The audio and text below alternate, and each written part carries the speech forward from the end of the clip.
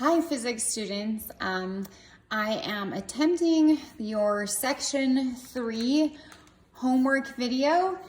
I have fired my cameraman who was moving around quite a bit, so I hope the last video didn't make you a little motion sick. So the last section we were talking about series in parallel and series in resistors in series and resistors in parallel. And this time we're going to look at circuits that have both. Are most circuits encountered in real life composed of only resistors in series or only resistors in parallel? Of course not. Most circuits that you encounter in your life are going to be composed of both resistors in series and resistors in parallel. So for example, here we have maybe an outlet fuse for a resistor in your home. What would happen is in your house, a circuit breaker is connected in series to numerous outlets. The outlets themselves are wired in parallel to one another. They want these to be wired in parallel so that you don't have to have each appliance on for the other appliances to get power.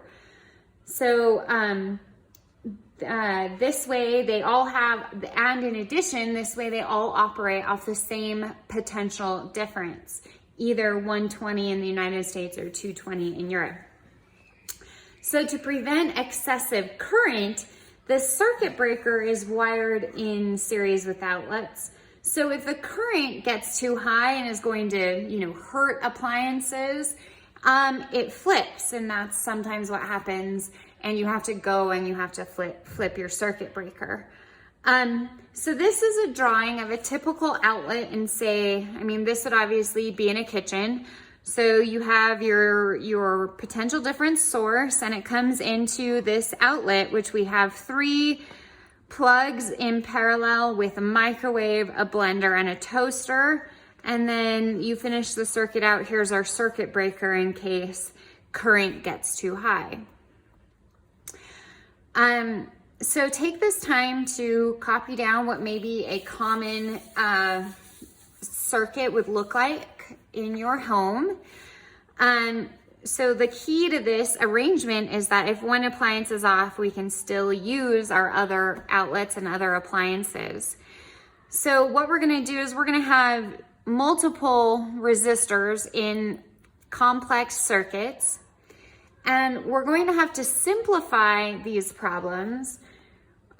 We have to group them into things that we can solve. So we're going to group kind of outlets that are in series. We're going to add those resistances, and then we'll group things that are in parallel like this, find the equivalent resistance, and set that in as kind of a single resistor. So we're going to combine resistors in series, and we're going to combine resistors in parallel, kind of redraw our circuit, reanalyze it until we finally end up with an equivalent resistance. Okay, so that brings us to number 5, which is our example problem, and we're determining the equivalent resistance of the complex circuit shown.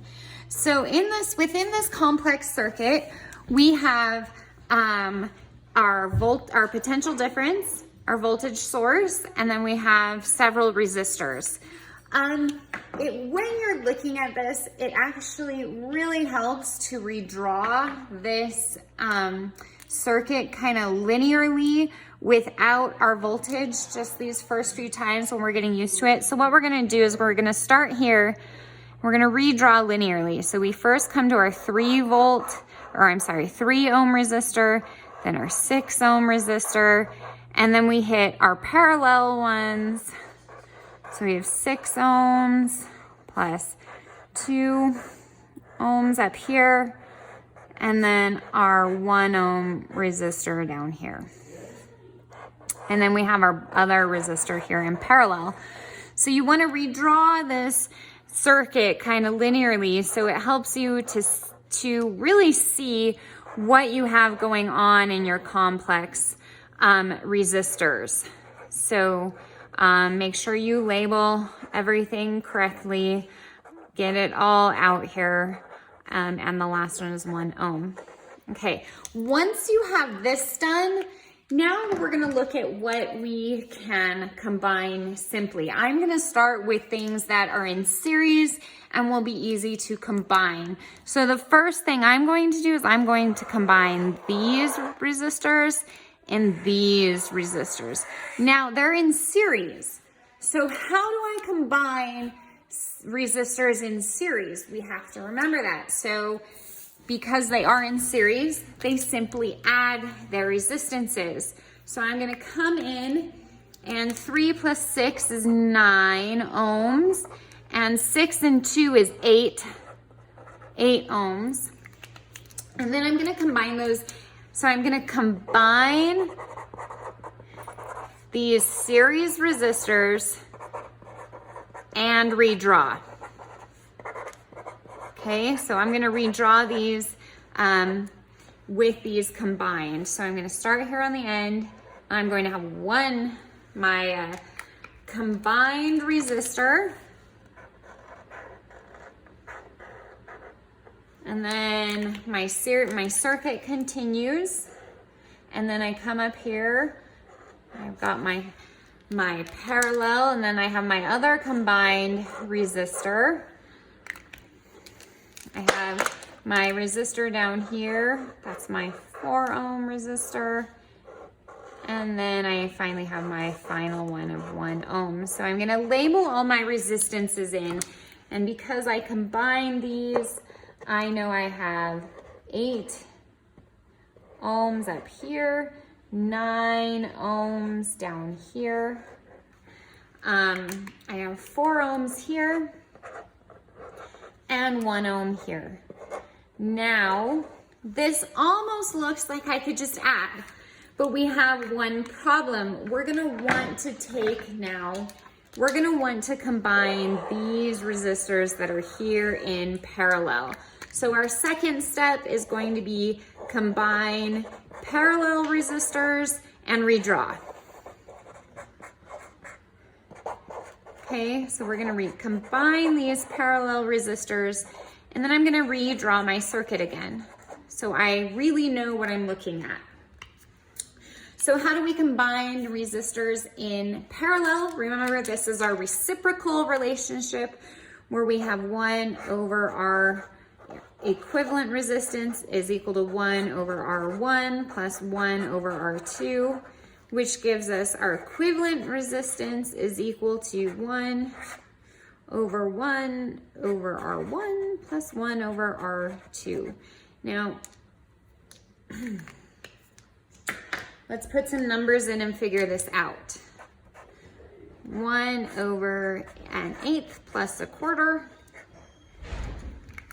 You put that in your calculator and you end up with 2 2/3. So our equivalent resistance is 2.7 ohms for our parallel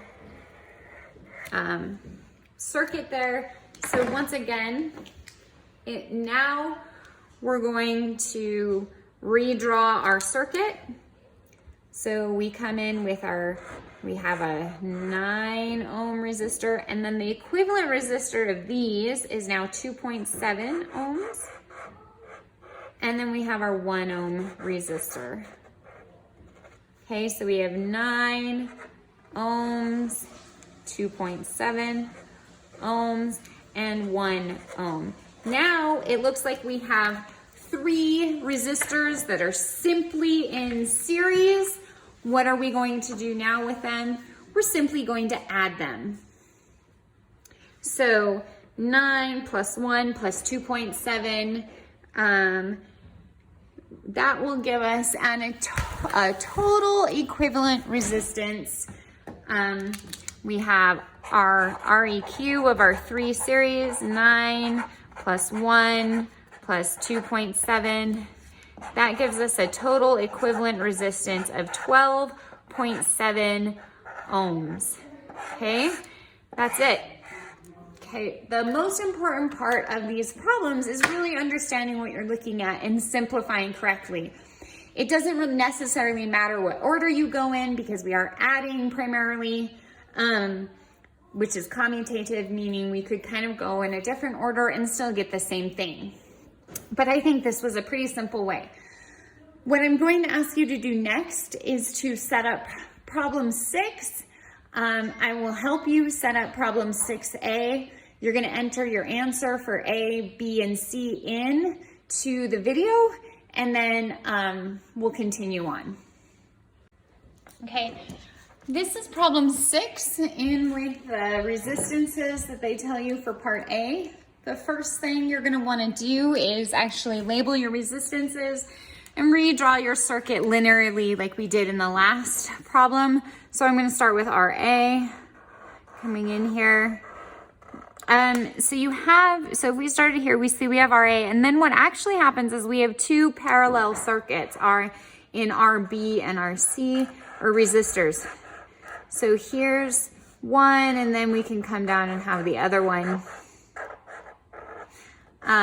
So this is really what our example looks like if we were to redraw linearly. We have 25 ohms here. We have 3 ohms here and 40 ohms here. So the first thing that you're going to want to do is combine your parallel resistors into an equivalent resistance and redraw. So we're going to have REQ for these, which is 1 over 1 over 3 plus 1 over 40, which will give us a resistance that is smaller than our smallest resistor, which is in this case 2.8 ohms. So then we redraw with our resist. So we still have RA as is, and then this is the equivalent resistance of this entire grouping. So we put it in as a separate resistor, and we end up with 25 ohms here and 2.8 ohms here. Added combined gives us a total equivalent resistance of 27.8 ohms. So now in your problem, you're going to do parts B and C that have our different values for resistors A, B, and C. You're going to enter those values into this program as a way for me to check. And then we will start, this will be the end of our first video, and we will start the second video on figuring out, once we know our equivalent resistances, how are we going to find the current and the velocity, or I'm sorry, the current and the voltage or potential differences across the entire circuit and across individual resistors.